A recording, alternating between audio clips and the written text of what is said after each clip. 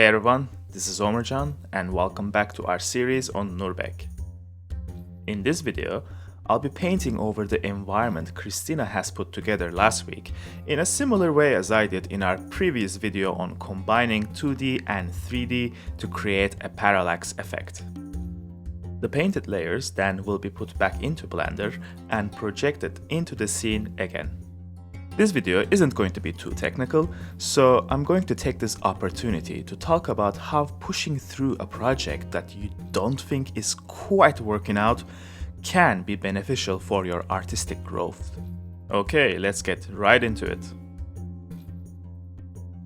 Once again, Christina has provided me with a PSD with all the different elements grouped into separate layers.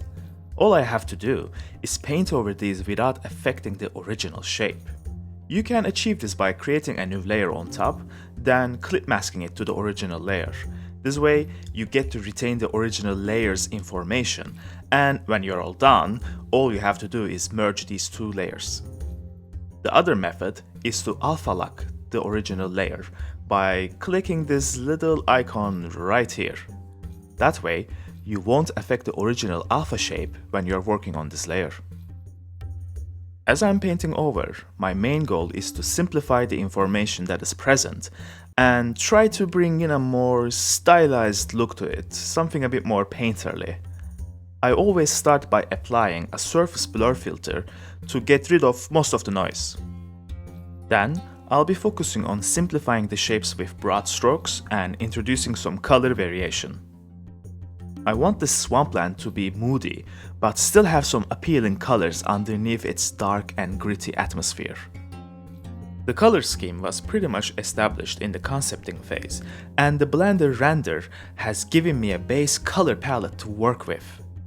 All I have to do is stay close to what I have while varying the saturation in parts and adding some complementary hues. As I'm working on this, you'll see me switch brushes around quite a bit for different textures. I even played around with some mixer brushes, which is not something I do that often. I don't have a clear plan when I do this kind of experimentation. It's mostly driven by instinct and intuition. It is important to take the time and try out these tools just to see what kind of results you might get. You might stumble into something unexpected that totally works for you. Another thing I'm spending a fair amount of time on is pulling out the edges of the hard surfaces.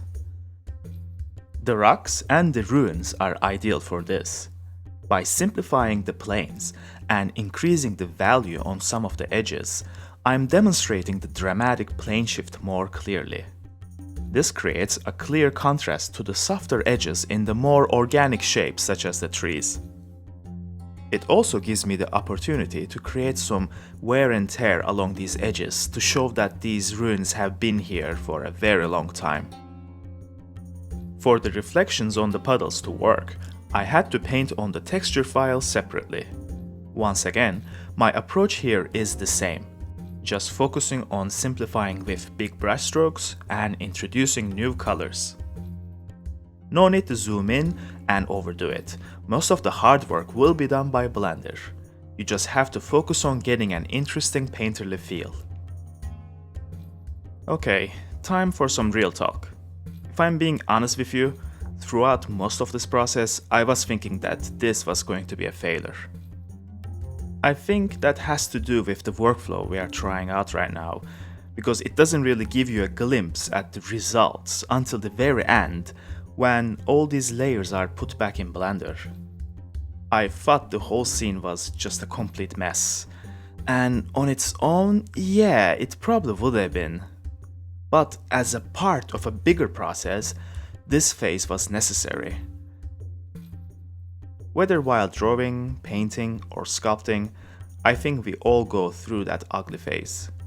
The portion of the workflow where it all just kinda looks rubbish and you're not sure where you're going with it. We just have to push through that and see it to the end. Most of the time, you will eventually be out of the woods and see where the work is going, and actually it will be alright. And even if it does end up being a mess and you fail, so what? Those hours were not wasted. Not at all. A lot of learning and improvement can be achieved through failure, and it's important to overcome that fear of failure. It is necessary to make bad work, so you can make good work. I think this holds back a lot of people at the beginning, that fear of failure and that feeling of obligation to create a good-looking piece of art every time you sit down to work. And that can force you to stay in your comfort zone, stick to things that will bring predictable results. But in that comfort zone, there is no discovery and very little improvement is possible. To be able to grow in your practice, you have to face that fear and venture into the unknown. Try new workflows and techniques. Even if the result is nothing to write home about, what you learned in the process is what truly matters. And here's a glimpse at how the scene with the projected layers look like.